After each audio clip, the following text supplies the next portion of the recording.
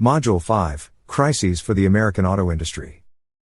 Oil crises and auto revolution. Picture it, you're driving down the road, wind in your hair, when suddenly you notice a long line of cars outside the gas station. The 1970s weren't just about disco and Watergate. The world was also hit with not one, but two major oil crises. The what and why of the oil crises. It began in 1973. Members of OPEC, the Organization of the Petroleum Exporting Countries, were a tad miffed with Western countries for supporting Israel during the Yom Kippur War. So, they decided to reduce oil production and put an embargo on exports to certain countries, including the U.S. The result? Oil prices quadrupled. Fast forward to 1979, and the world was hit again. This time, the Iranian Revolution caused another major reduction in oil supplies, and prices doubled. Talk about déjà vu. Detroit's nightmares and Tokyo's dreams. The land of muscle cars and V8 engines, America, had a rude awakening. Gas-guzzling beasts became as fashionable as yesterday's newspaper. Enter the Japanese automakers. Why were Japanese cars suddenly everywhere? While American car companies were busy supersizing their vehicles, Japanese companies like Toyota, Honda, and Nissan had been focusing on smaller, more fuel-efficient models. These cars didn't just sip gas, they gingerly tasted it. So, when gas became as precious as gold, American consumers started looking eastward. Plus, let's be honest, who could resist those affordable price tags and impressive reliability scores? Ripple effects, beyond the showroom floor. The 1970s oil crises didn't just change what we drove, they changed how we thought about driving and transportation. A shift in priorities. While Detroit was scrambling to re-engineer its lineup to meet the new demands, the public's perception of cars changed. Cars weren't just status symbols anymore. They were, quite literally, survival tools in a world where fuel was scarce and pricey. Innovation and the push for efficiency. Crisis, as they say, is the mother of invention. The need to become more fuel efficient led to significant innovations in car design and technology. Cars got smaller, engines got more efficient, and terms like miles per gallon, MPG, became the new bragging rights at dinner parties. Zooming into the future. What's the best thing about a crisis? It ends. But its lessons linger. The 1970s oil crises forever changed the automobile industry. While oil prices eventually stabilized and big cars made a comeback, SUVs, the era's legacy endured. The U.S. government introduced fuel efficiency standards, pushing automakers to innovate further. Japanese manufacturers didn't just rest on their laurels, they expanded their foothold, setting up manufacturing in the U.S. and continuing to focus on reliability and efficiency. Japanese cars in America. The land of sushi rolls into Detroit. In the grand tapestry of car history, Japan's entrance into the American market is nothing short of a motoring epic. Picture this, post-World War II, the United States stood as the global titan of car manufacturing.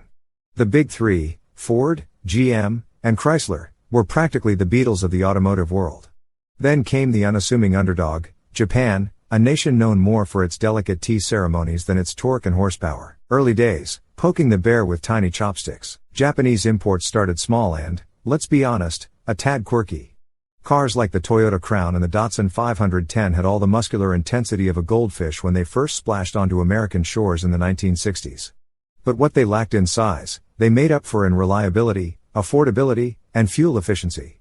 And while America roared down highways in gas-guzzling behemoths, the global oil crisis of the 1970s soon had many Americans whispering, hey, maybe that cute little Honda Civic has something going for it. The turning tide, how Japan parked itself in America's driveway. It's not that American cars were bad, they were just made for a different era. The Japanese, however, had their fingers on the pulse of a changing world. They understood the rising need for cars that didn't drink fuel like a college student during spring break. But it wasn't just about sipping fuel. Japanese cars earned a reputation for not breaking down. While Big Three models might have been catching rust or sitting in garages with mysterious ailments, the likes of Toyota and Honda were on the roads, dutifully going about their business.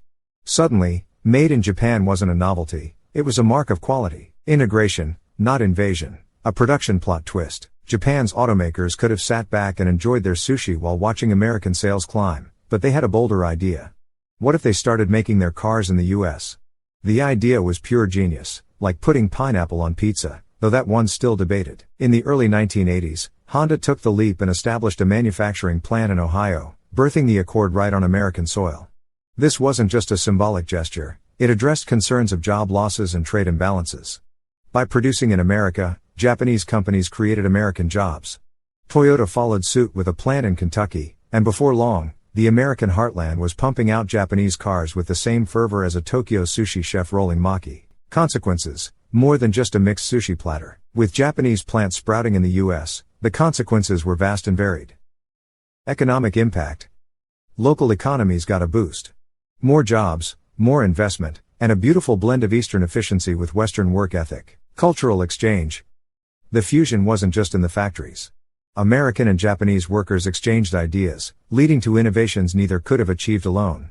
Think of it as the automotive version of a California roll. Competition heats up. The Big Three had to step up their game. The presence of Japanese automakers fueled a race to the top, leading to better cars across the board. Everyone's a winner. And environmental considerations. Japanese automakers brought a strong emphasis on environmental responsibility, paving the way for hybrid and eco-friendly technologies. The Iacocca era, turning the tide for Chrysler Corporation. Welcome to the 70s, a time of questionable fashion choices, groovy tunes, and for Chrysler Corporation, quite the financial pickle. Lee Iacocca, walking into Chrysler's offices in 1978, found himself surrounded not by the sounds of disco, but by the echoes of a company close to its last dance. Chrysler's precarious position was a mix of mounting debt, declining stock prices, and a reputation that was rusting faster than cars in a salty winter. If this were a superhero movie, the villain would be the potent combination of Japanese manufacturers making their mark with more fuel-efficient cars and the American public's waning trust in Chrysler's reliability. Iacocca, never one to back down from a challenge, saw this not as an impending doom but as an opportunity. His first act? Convincing the U.S. Congress to play guardian angel. Iacocca's pitch to Congress was heartfelt: help Chrysler, and in doing so, save American jobs. The loan guarantee was a lifeline, but money alone wasn't going to steer Chrysler out of the woods. Cost-cutting was inevitable. It was a somber time, with many hard decisions and job cuts, but all in service of a bigger vision. And speaking of vision, let's talk cars. Iacocca realized that if Chrysler was going to bounce back, it needed a star player. That's where the K car made its grand entrance. This wasn't just another car, it was the embodiment of Chrysler's comeback spirit: efficient, affordable, and reliable. But Iacocca didn't stop there. Envisioning a vehicle that catered to the bustling American family of the 80s, he championed the minivan. This vehicle wasn't just practical, it defined a whole new category, becoming the go-to for suburban families and adding a cool factor to Chrysler's image. Under Iacocca's leadership, Chrysler didn't just navigate the storm, they danced in the rain. The K car and the minivan were more than metal on wheels, they were symbols of innovation, resilience, and a renewed Chrysler spirit.